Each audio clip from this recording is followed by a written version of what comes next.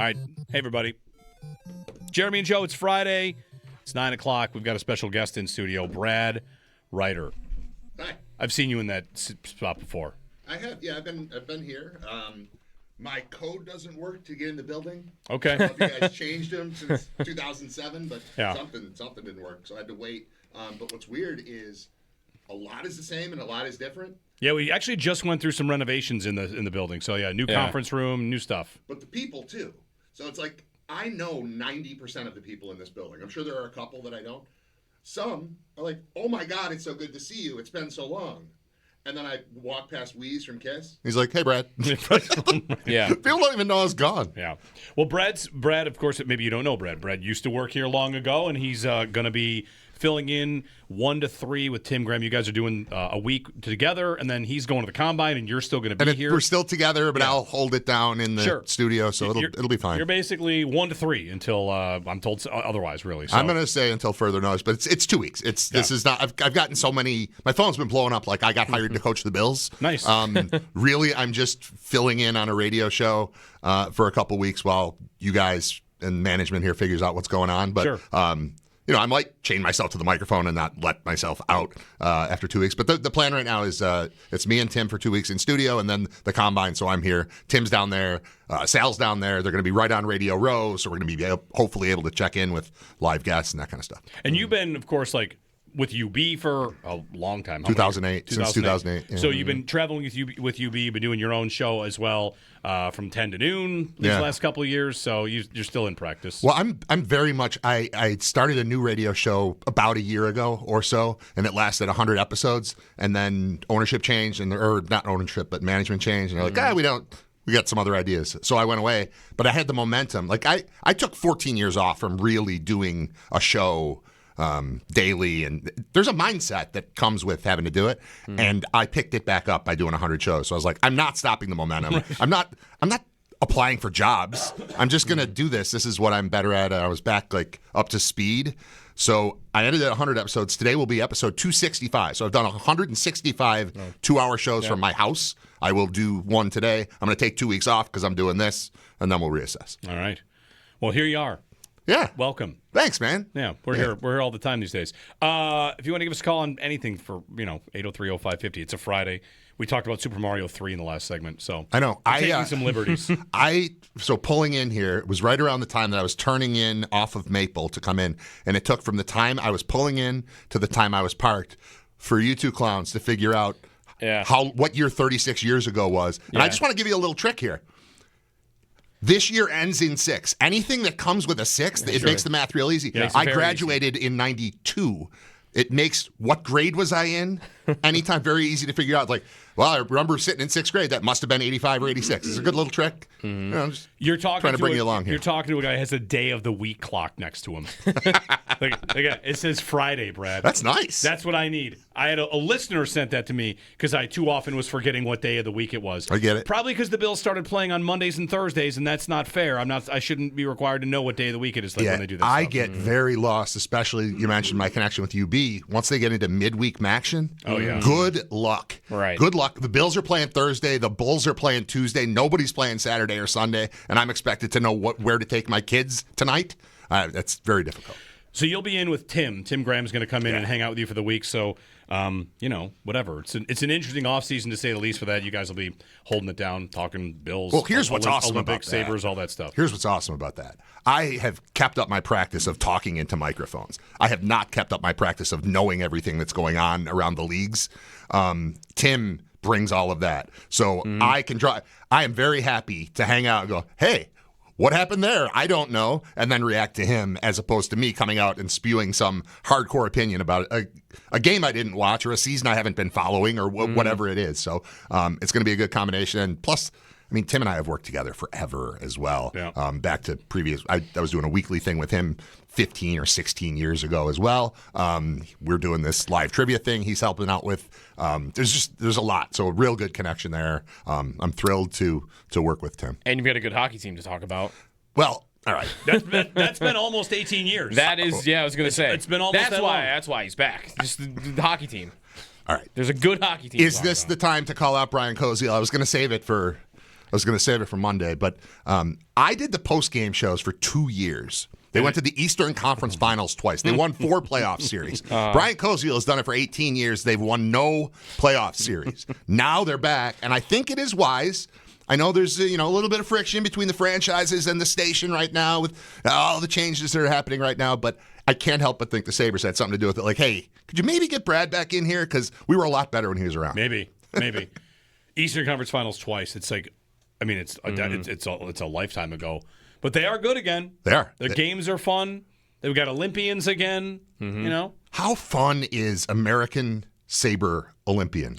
Like, I still I remember the mixed feelings in Nagano in '98 when the best player in the world was a Sabre, but he was playing for a different country. And, like, I'm rooting for the Czech Republic, now, kind of. It was would they weird. have played against Team USA, though, on their way? Because, once they played Canada, that was probably easier, right? Or no? I don't remember. I'm just talking about the overall approach. I don't remember who played whom and when, but I just know that there were very mixed feelings when we're sending this guy over. We're calling him the best goaltender in the world. He's got a stage on which to prove he's the best goaltender in the world, which would, in the process, invalidate hockey in my entire country and on my continent. So it was tough to know what to root for then. I'm trying to find the games to see if the U.S. did play the Czech Republic there. The U.S. women won the gold in 1998 at Nagano, but the U.S. team did not.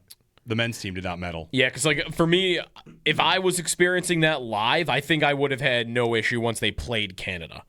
Like, he's your guy, and you don't have ties to the Canadian team. They've never had a Canadian Olympian, like, not active on the roster. So there wouldn't have been one there from the Sabres. Well, this point about the American Sabre, and when we were going through all that stuff to get Jack Eichel, I wanted an elite American player to root for. Was like, this is better. He's going to be Captain America. He's going to be the best player on the American team, and that kind of still did happen. He is great. They did play, by the way, in the quarters. Czechia won 4-1. The '98 Olympics. They beat Team USA. The Czech Republic at the time. But the other thing that stood out to me about that was they're playing in Japan. Like, right now, it's 9 o'clock in the morning. We're watching live curling. Yeah. They're playing in Japan. This was, and I'm 23 years old. This was, hey, do you guys want to come over for the 2 a.m. hockey game? I can remember watching it in a college dorm with everybody, like at 2 a.m., getting up and watching those games. But it was Hasek that made me care about it. Or it wasn't, I mean, yes, I was rooting for the United States and always interested in Canada, but it was knowing that this is the biggest stage, that's the best player, he's on our team, we've got to see what he does. And it was very cool. But had he been American, had that been Ryan Miller instead, it would have been, through the roof. All right. 803-0550, 1-888-550-2550. Curling's on right now. The U.S. and Canada in curling. I like in curling when they throw one that doesn't need to be brushed because it's just like a clear-out throw. Is there a term for that? You just... Probably. We're just going to knock Asking the wrong guys. I know, I'm just going to knock one out of here. So let me throw this super fast. It's what I do at a bar with shuffleboard. Like, there's no touch on this one. It's just the line. And then you throw it as fast as you can and knock it out. I'm sure there is a term. I liked the was it the mixed doubles where it was one at one end and one at the other, and you could hear them talking about what to do? That's a lot more fun. That adds some excitement and intrigue. If curling was on more often, would we watch it? Because it's super interesting. To your point, they're starting. This happens every Olympics where all of a sudden there's a bunch of seed money thrown into a sport. Like, what if we really invested in a league? Would people watch it? It's a great question. I mean, am I only asking because I've watched Marty Supreme each of the last 2 nights and thinking about the world of ping pong and how if you pump money into it, maybe it can become a thing? Maybe. But every time it's on, it's intriguing. Yep. I've got 6 different text threads going every time the Americans are curling, and people are into it. It's followable. It's understandable. There's not like you don't have to have a whole background on how. No. You just turn it on. It's fine.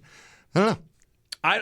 I do find myself thinking that the strategy is a little bit beyond me because they're thinking 2 and 3 shots ahead, and that kind of strategy and precision, it's impressive. It's super cool to watch. I think, though, that is something as I'm watching it that you're picking up a little bit. I think they help on the broadcast, too, like the arrows, like what they're trying to do. Yeah. Like most of the broadcasts have been pretty good at explaining like what they're going for. And then I'm like, I think if I really got into this, it'd almost be like golf for me.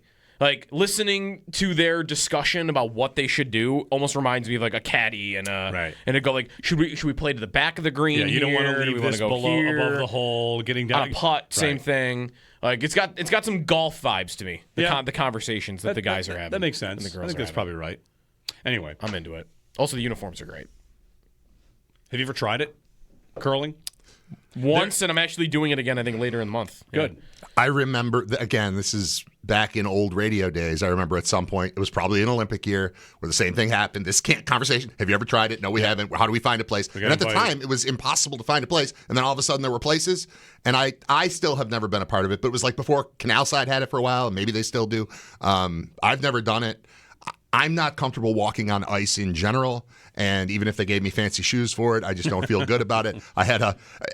I'm elderly. I fell and broke my leg like 8 years ago, and now I walk like a penguin everywhere I go if it's even raining because I'm just paranoid that when this massive body collapses to the ground, something's going to snap. Did I know that you broke your leg? I don't think I did. I think you. It was like I fell 8 years ago. Fell outside a Bills game, Maybe. preseason Bills game, while holding my 3-year-old son. And no, I wasn't drinking. No, doesn't ring a bell. Wow. Doesn't. Want to hear a fun story about that? Seems so like it was mid-August. Makes sense that you remember it. Yeah. Well, here's what I remember. It happened mid-August, and I heard it snap. And I still was helped up, and I drove home because I had my 3-year-old with me. I'm not taking an ambulance, but it's my right leg. And I got home, and then I had my dad come pick me up, and we went to the hospital, and they immediately diagnosed me with a high ankle sprain, put me in a walking boot, and sent me home. And they said, if it gets worse, here's a number to call. So this is mid-August. Late October, I was like, it's not getting worse, but it certainly isn't getting better. They're like, why don't you come in for an MRI? And then they said, yeah, it's broken, and I got a cast on Halloween. Broke it August, let's say 15th. Got a cast on Halloween. For 2 months. Just walked on it for 2 months, yeah. Just walking around on a broken leg? Yeah. Somehow I feel like this is adjacent to how Travis Henry played on a broken leg for the Bills. Yeah. He had a Cole Beasley did the same thing, didn't he? He had a broken bone in his leg or whatever, and just played anyway. Right. It's not Tim Crumry broken. So same. Like you now know you're built like that. You could play on a broken leg. You kind of did. You did it for months. 2 months. I did. I didn't play hard. I played at half speed. I wasn't 100%. You did what you normally do for a couple months. That's right. Yeah, I got through it. On a broken leg. It just was gross and painful. Well, when you and Tim are in on next week's kind of gearing up for the Combine, and then we will get to the Combine, which will be rumor time, whether that's Max Crosby, A.J. Brown. That's another thing. Like we can sit here and say, like, the Sabres got good since you've last spun on. The Bills, obviously. Brad, when we last left off, if I told you like 18 years ago, hey, when you come back, they're going to have a new stadium. They're going to have a new stadium. Like in San Antonio? Right, Toronto? And fans will be furious that they are not in the Super Bowl. It'll be the franchise's identity will be so darn good that anything short of the Super Bowl is unacceptable. I don't even know. I think about this all the time because there was a perception for a while that WGR was just this house of negativity.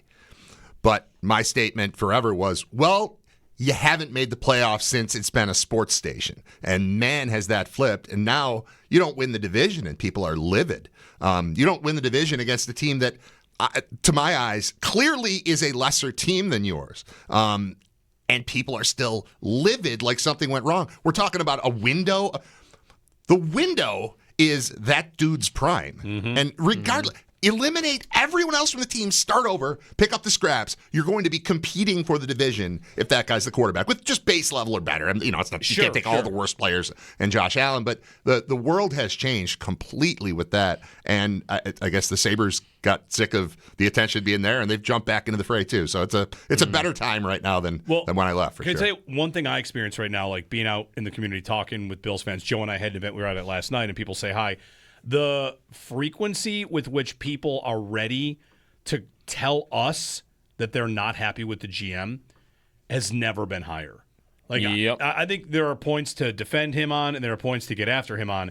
But it's never been close to this before. And I don't know if that's because, like, the decision to fire McDermott and elevate him now he's the only one with the baggage of everything. All the Sure, playoff baggage, right? yeah. Like Because nothing's going on, Josh. It's like the eye of Sauron was looking around, and I was like, bam, him. Yeah. Everybody is so laser focused on him. Whether it's the choice of Joe Brady, not to say not everyone thinks he needs to go, but he has. He kind of spoke this way in the Tyler Dunn piece, like the idea that it's all on him now, and he is.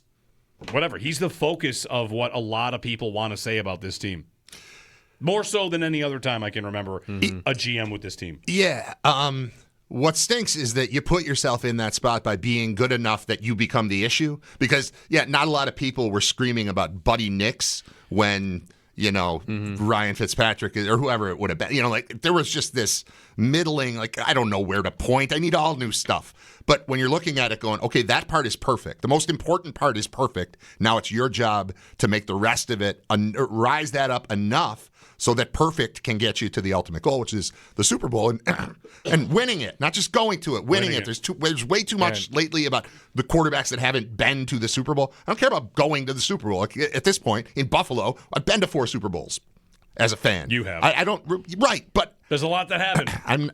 I needed to get to the playoffs. I needed a player that is capable of winning the Super Bowl. I need a roster that's capable of it. I've got that, regardless of what kind of year Bean has, regardless of free agency, regardless of anything that happens in 2 weeks at the combine with conversations and trades, all that stuff.